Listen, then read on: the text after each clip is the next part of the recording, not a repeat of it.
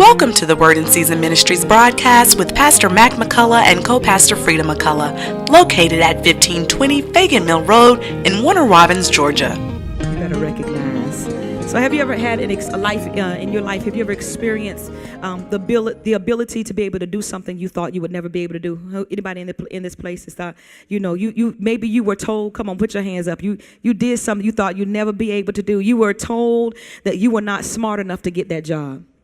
You were told you didn't qualify, that you were told that you couldn't get that degree. Your grades weren't good enough. Anybody been told that? Anybody and you overcame it? Maybe it was even you that told yourself that you couldn't do it. Somebody else didn't have to tell you. You talked yourself out of it. The Spirit of God spoke something to you and you said, nah, that can't happen. A job was offered to you. You said, well, no, I'm not really qualified. I'm not going to really apply for that. And you talked yourself right on out of what you could have possibly done. And so you may have even been the person that hindered yourself, but somehow you found yourself, and for some places you've been in your life, you found yourself overcoming the very thing that stood right before you. Anybody besides me? It's a good feeling. And do you remember the feeling you had when you were facing the situation? No, not the overcoming. Do you remember the feeling you had when you were facing the situation, the thing that you overcame in the end? But there's some things that you were facing. Do you remember the overwhelming feeling that you may have faced? And some of you may be in the midst of facing some things right now, and it can be overwhelming. It's if you're like me, that obstacles seem to be overwhelming. And here the key word I want you to recognize here is it seemed to be overwhelming. Sometimes circumstances and situations can stand before you and be just downright intimidating. They can stand before you and it's intimidating. There is no lie that what I'm seeing and what I'm facing is the truth. It is right there in front of me. God, you're going to have to help me with this thing because it's right there in front of me. You look at it and you're literally afraid to move forward. Anybody ever been there before? You see it standing there in front of you and you are literally afraid to move forward. You don't know where to turn. You don't know where to go. All you were doing is trying to move forward, and now you're standing here facing this wall.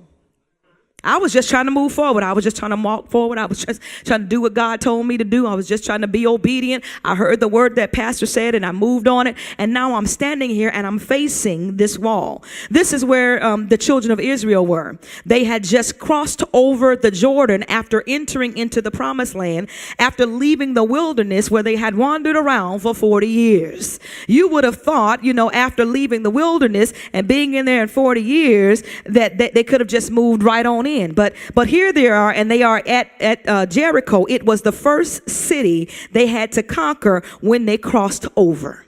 So they had already crossed over. They were in their promised land, and now they're standing here looking at this wall. Can I tell you right here, stop right here and tell you and let you know that the way you handle this next obstacle will determine how you will move forward in the things God has for you. Because see, this is the first thing they got to. And it was where they were right here was going to determine how far they were about to go. How you handle this next test will determine how you will possess the land.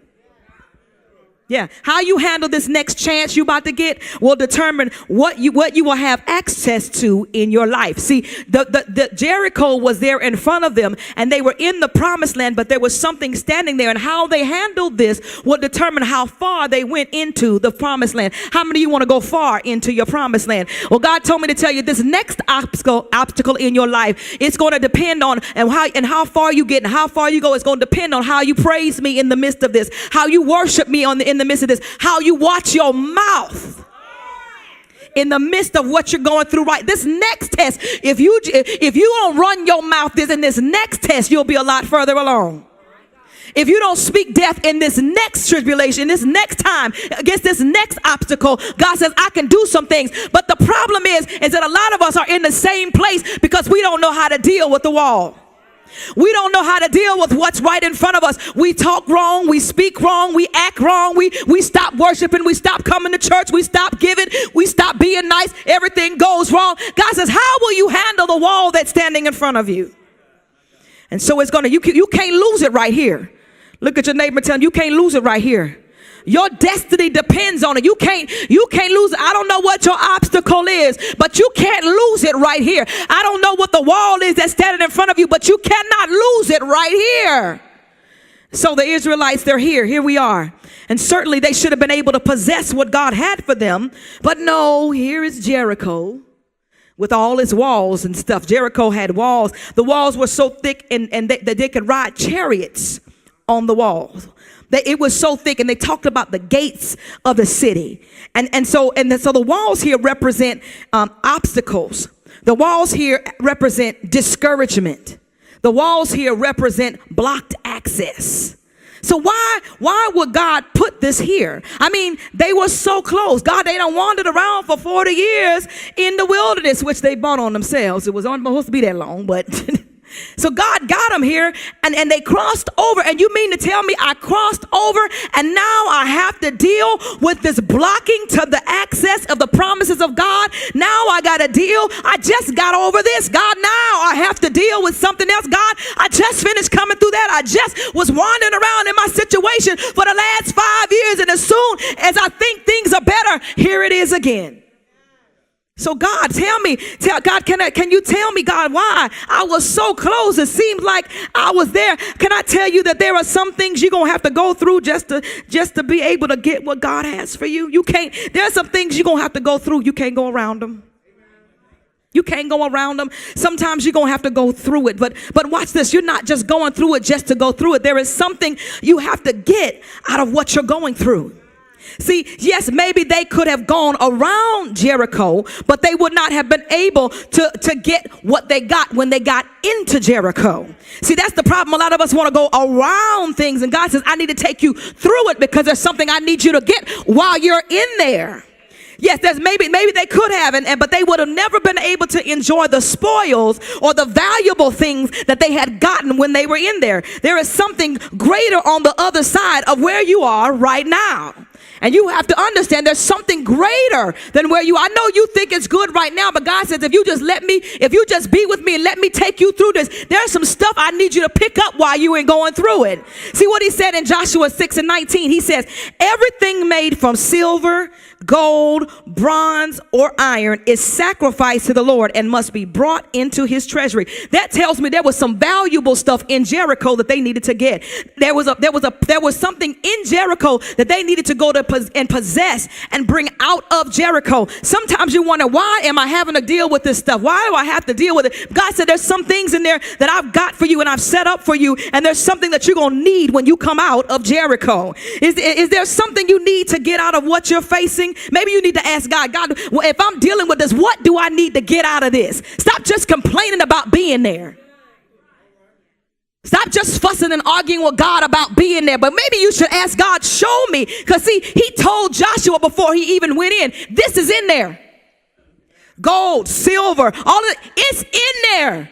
And so sometimes you need to ask God in the midst of what you're going through, what is it in this for me? Don't just be hollering, God, get me out. But God, take me out with whatever it is that I was supposed to get when I was in here. Whatever valued lesson I was supposed to learn. Whatever in me that was supposed to die off. Whatever it is, God, let me get access to it if I got to go through it.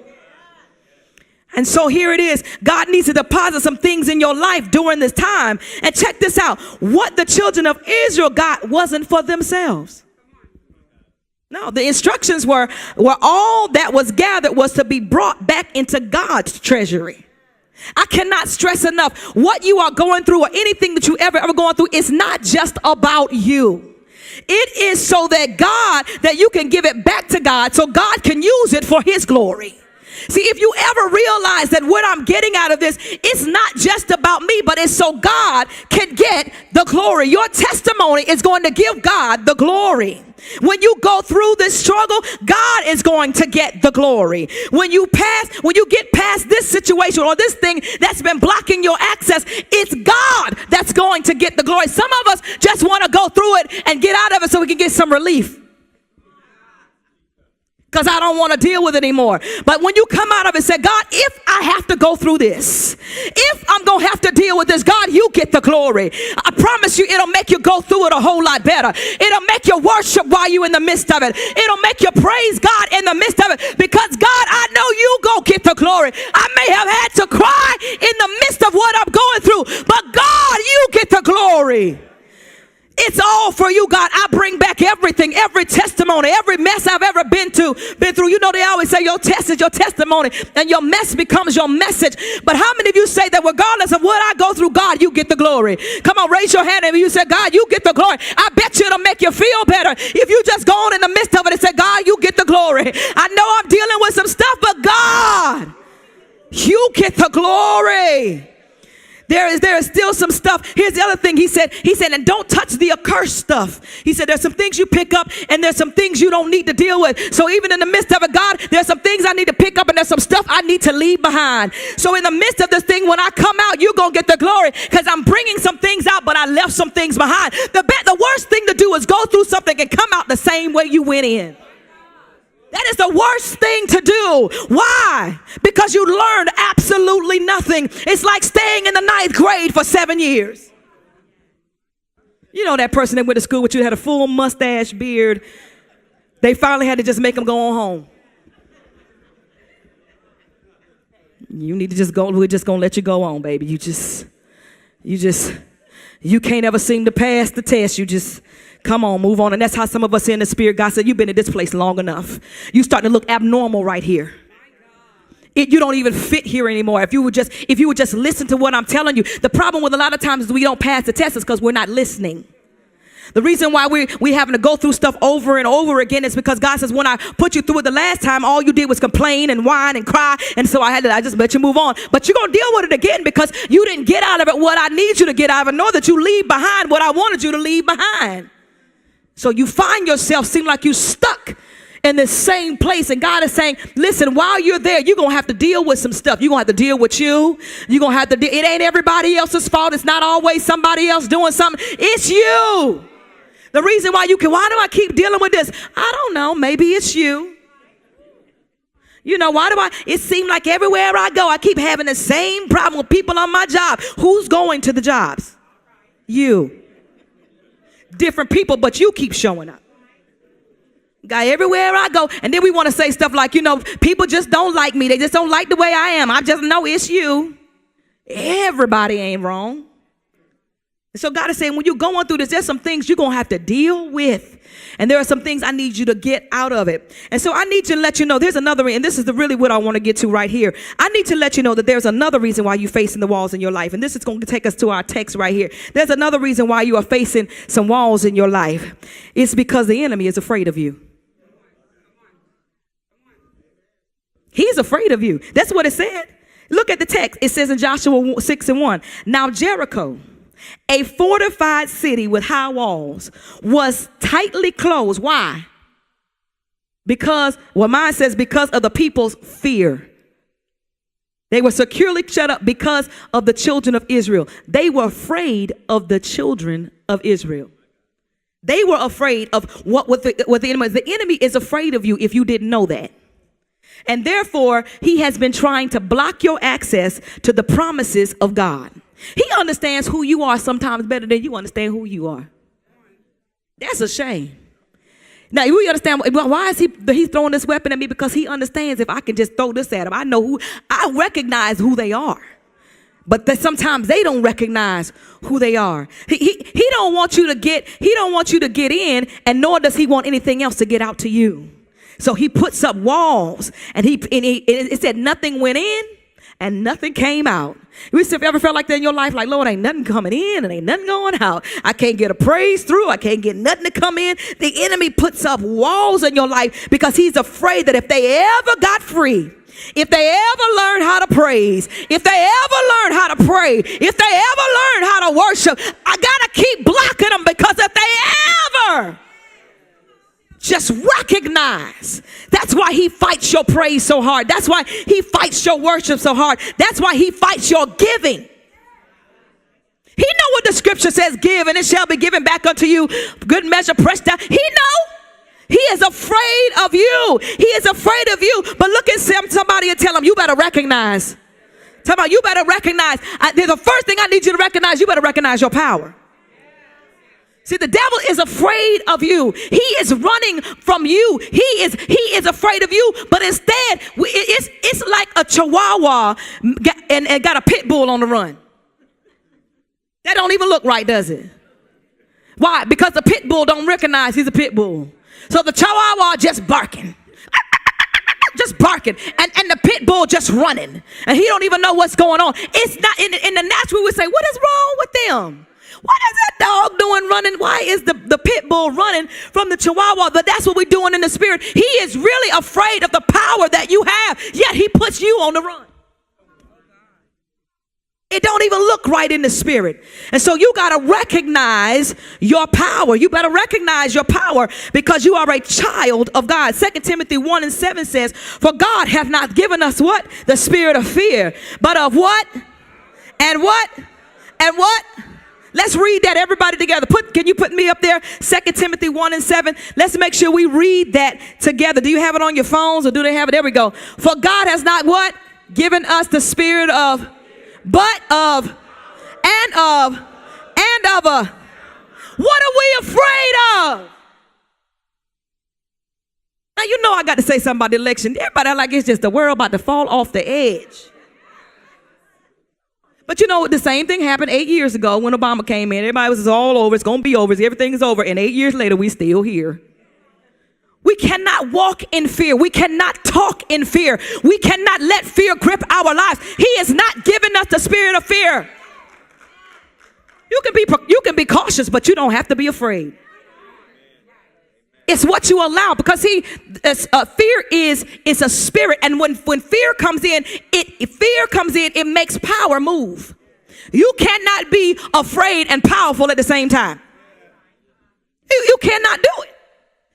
As soon as fear comes in, your power leaves. But the moment you recognize who you are and you stand up to who you are, it's like that little chihuahua I was talking about. The moment the pit bull runs, wait a minute, this ain't right. That pit bull can turn at any moment and run that little chihuahua away. It's the same thing you have. When you recognize the power that God has given you, immediately you will put fear on the run. I can be afraid of something, but I don't have to have a spirit of fear. And I'm going to tell you this. I might be a little afraid to jump off, do a bungee jump. How many of y'all did that? Now, I did do zip line. Never again. But there's a difference. One of the things about, when I grew up, my mother, I love my mother, but my mother didn't like most black mamas, you ain't going nowhere near no water. Learn how to swim. You better get in that bathtub. Okay, anybody else mama like that? And so when I grew up with a fear of water. It was a fear to the point that it was gripping. Like to get in water, anything over than my knees or whatever, it paralyzed me. That's a spirit of fear, because when you have a spirit of fear, it paralyzes you and it keeps you from walking in the power that you have. And so that's what I'm talking about. That kind of fear, not like, I gotta, you want me to jump off of what? No, that's cautious. But anything that grips you and keeps you from moving. And what I had to do was, when we got our pool, I had to get in the water. And I had to put my head under the water. Y'all don't know what that took. Y'all don't know the anxiety. I mean, I was standing in like this in 3 feet of water, and Shay was like, Mommy, put your head under the water. Now I'm watching my children watch me operate in the spirit of fear. My children were not afraid. They were gone, but they were watching Mommy gripped with a spirit of fear. How many of your children watch you let fear grip you? How many? What did you say today to your children about what's getting ready to happen? About the exchange of how did they see you reacting today? Did they see you walking around the house carrying on? Don't talk to me right now. I can't do nothing right. That's just going to get your own breakfast. I can't do it this morning. How did your children see you? Because what my mother did was, because she was afraid of water, she taught me to be afraid of water. And if you don't understand the power, if you don't recognize the power that you have, you will not pass that power on to your children.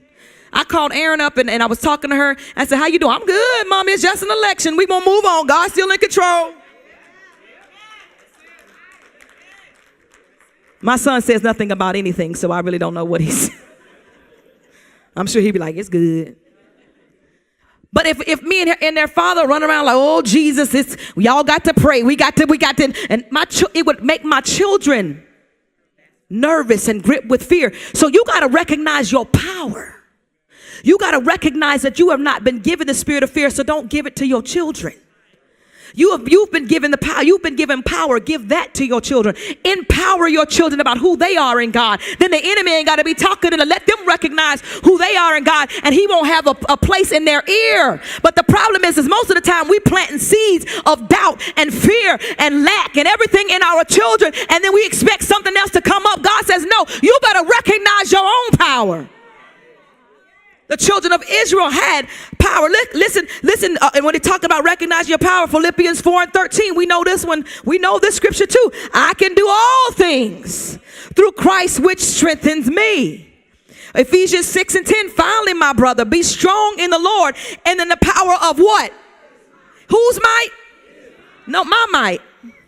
Pastor Mac's might. Your husband's might. Your mama might. Your daddy, because you know my daddy, he don't play. No, you got to be strong in the power of his might. That's why you don't have to back down, because it ain't me.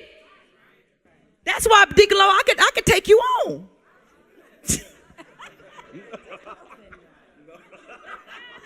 Don't be playing, Deacon Lowe. You don't know.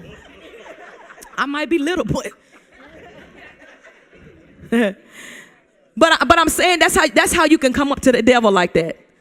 You be telling them, you better recognize you don't know the power. The devil's like, you can't do it. See, the devil said I couldn't do it.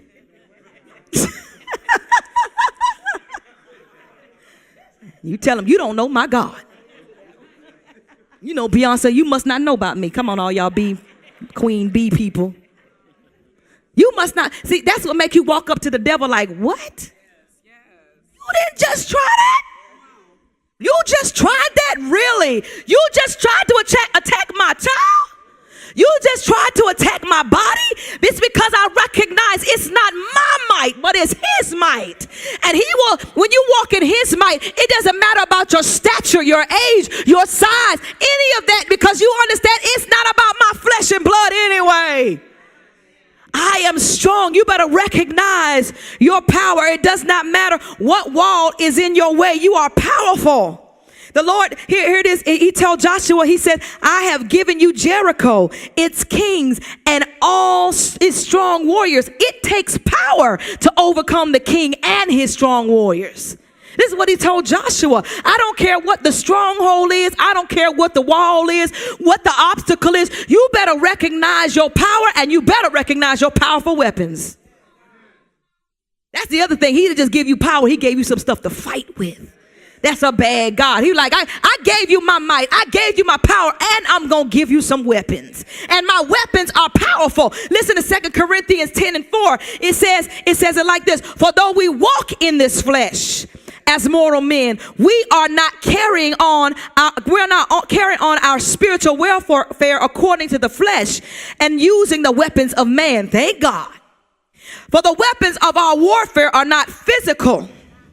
They're weapons of flesh and blood. Our weapons are divinely powerful for the destruction of what? Fortresses. That's what Jericho was. It was a fortress. It was a wall. It was an obstacle. For the weapons they're divinely powerful for the destruction of fortresses. It doesn't matter what's coming in your way. The powerful weapon you have is designed to bring down fortresses. We are destroying sophisticated arguments and every exalted and proud thing that sets itself up against the true knowledge of God. And we are taking every thought and purpose captive to the obedience of Christ. That's the kind of weapon you working with. That's the kind of power you got. You know, people love their guns. Some of y'all in here probably got a few. I'm not going to ask you to show me. No, I'm just kidding. Hopefully you don't have men here.